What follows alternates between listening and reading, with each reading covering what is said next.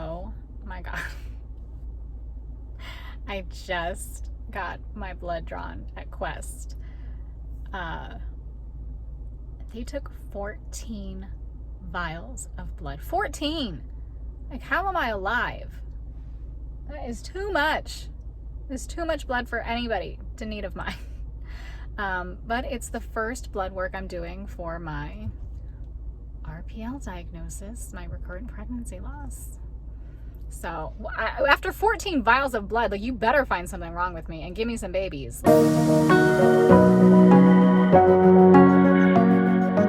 Hello, friends, and welcome to my period. Welcome to cycle 1. It's not my period. It's just cycle 1 of trying to get pregnant after some missed miscarriages.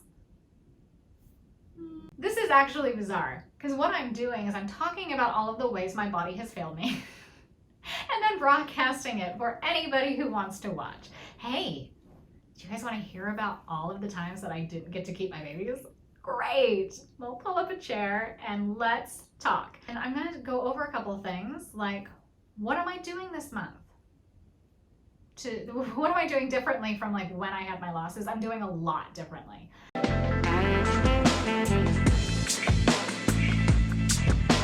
I have to take progesterone because I have a luteal phase defect. If you don't know what that is, like, good, because it's annoying. It's just when your luteal phase is too short. It's supposed to be 12 to 14 days. Mine unmedicated is 7. 7! Maybe 8. But it's 7 or 8. And it's not normal. It's not supposed to do that. But I don't know. Like, what do you want from me? So I take progesterone 3 days past ovulation, and then for all of time, basically, if I get knocked up until the end of the first trimester. Or until I find out I had a missed miscarriage, and then I stop. You know, it's open to interpretation. So I do have one living child. I do have a daughter who's 2.5. And with her, I did prenatals, and I also did B12 shots. And then I kind of just did the same formula for my other 2 losses. And then this time I'm like, well, that clearly didn't work. We're going to add some more stuff in. Like, I'm not a doctor. I'm just telling you what I'm doing. I don't know if it's going to work. Like, anyway, I'm not going to put energy into that.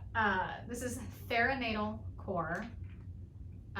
It's a preconception vitamin and mineral supplement, and it has, I can't pronounce it, but it's a folate. And the kind is the folate.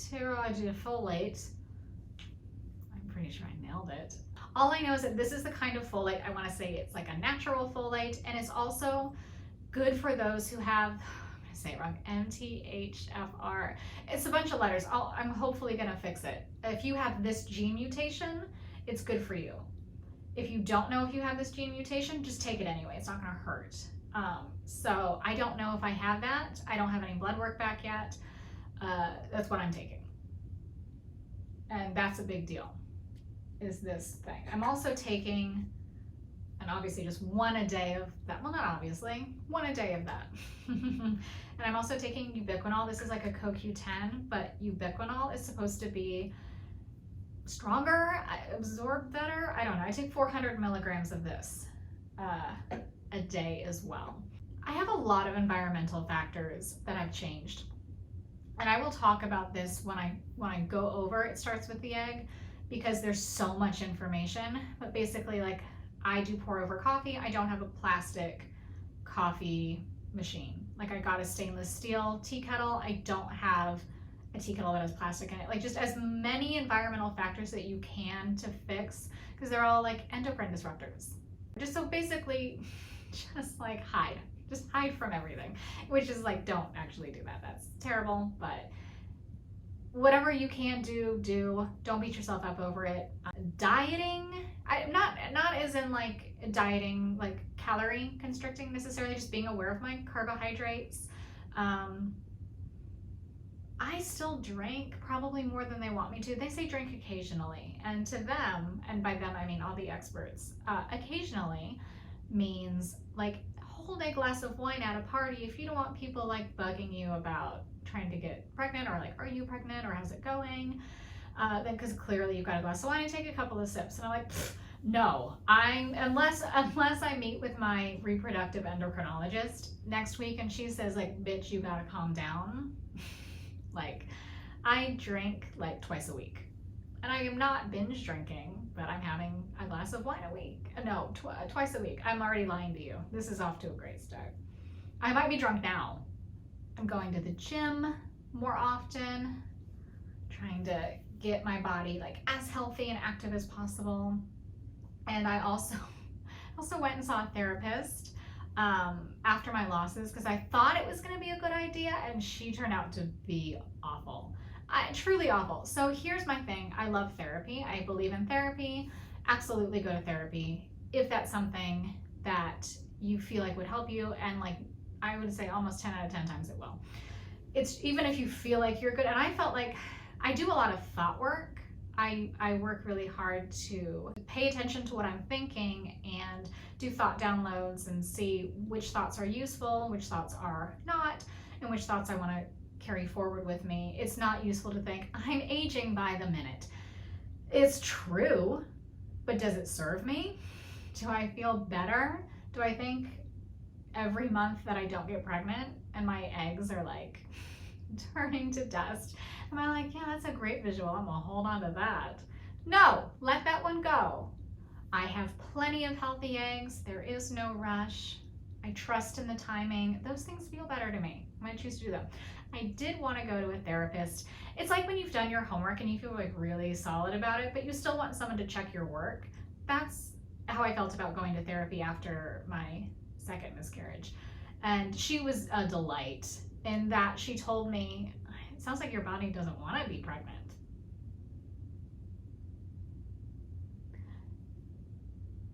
How awful is that? Like, you know, and she told me, she goes, I had to Google what a missed miscarriage was like right before we met, because I had never heard of it before. And like, I don't fault her for not knowing that term. I wouldn't have known it if I hadn't been in this world. But I do fault you for telling me you Googled it before meeting with me. So that was neat.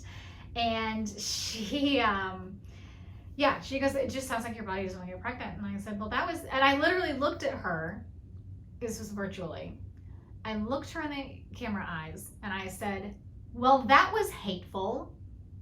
And she goes, no, I'm just saying, like, if you have to be on all these drugs, because I told her about progesterone, she's like, if you have to be on all this medication, like, maybe your body just doesn't want to be pregnant. Like, okay. That sounds very logical. I love that. And she just had, like, oral surgery. And I'm like, well, it just sounds like your teeth want to fall out of your head. Your body doesn't want your teeth in your head anymore. So get them out. Like, what a terrible thing to say. And then she doubled down on being so awful.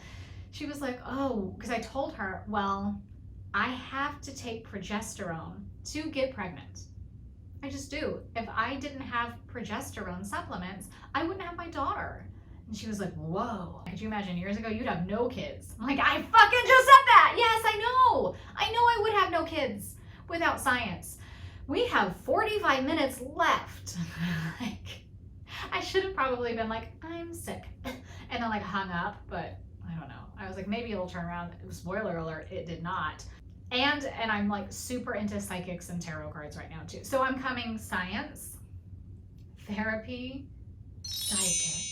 Guess what else this bitch did? For the first time ever, I saged my apartment. I'm glad I did it. I think especially because I miscarried my son in my bathroom, which is right here. And so I'm like, I'm in there like not getting his energy out. I love him and I think he still hangs around, but the trauma of, again, trigger warnings, like, but the trauma of miscarrying and seeing your son in the toilet and being like, baby, I gotta flush you. Like, I'm so sorry, but like, okay, so here we go. So yeah, I kind of wanted to clean all of that energy out from that experience and invite in beautiful, clean energy and the highest beautiful abundance that can come in. And look, I don't know. I don't know what works, and I know what doesn't work, whatever I've been doing. So I'm going to try new things. I'm going to be open to that.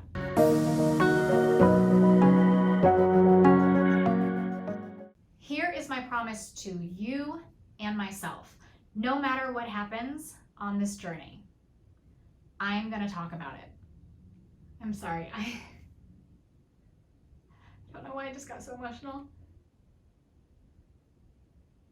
This is really hard, but I'm not going to be shy. I'm not going to shrink away from the things that I'm feeling. I'm not going to edit out the parts that are ugly. I'm not going to edit out the parts that are hard. I'm not going to put a big filter on this process. As we start again this journey of trying to get a take-home baby, I can do it. I can get through hard things. It's gonna be fine. So yeah, I think I'm all in. That's the energy that I want to have. Is I'm all in. I'm all in for the joy. I'm all in for the pain. I'm all in for the doubt and the anxiety and the exhilaration and the love and the connections and the gratitude. I'm in for all of it. And we're gonna see what happens. Yeah? Holy crap. This is the dumbest and scariest thing I've ever done. I will post this. I don't want people who are going through this to think they're alone. Because you're not alone. And I'm not alone. I wish that I were the only one having to go through this and that you guys didn't have to go through it too, but we're here and it's okay and we're gonna get through it. No matter what through it means, no matter what the other side of this looks like, it's gonna be okay. And I would love to share that. I would love to share that with you guys, with anybody who wants to be on this journey with me. Like, God bless you. So please, if you liked this, please hit the like button. Subscribe if you want to know more about this journey as it unfolds in as close to real time as I can possibly do. And yeah, like, share your story if you feel comfortable in the comments below. Let me know what you guys are going through, and if there are any videos that you would like to see about this, I'm happy to do whatever I can. You know, again, not a doctor, but I think the thing about this that can be the most challenging is the lack of community. So let's build a little community and let's support each other and lift each other up and say, I love you. You're doing amazing, sweetie. You're doing really good work. I'm proud of you every day that you get up out of bed and you just put pants on and say, okay, world, what you got? Let's go. All right. So until next time, I will talk to you guys later. All right. And go team.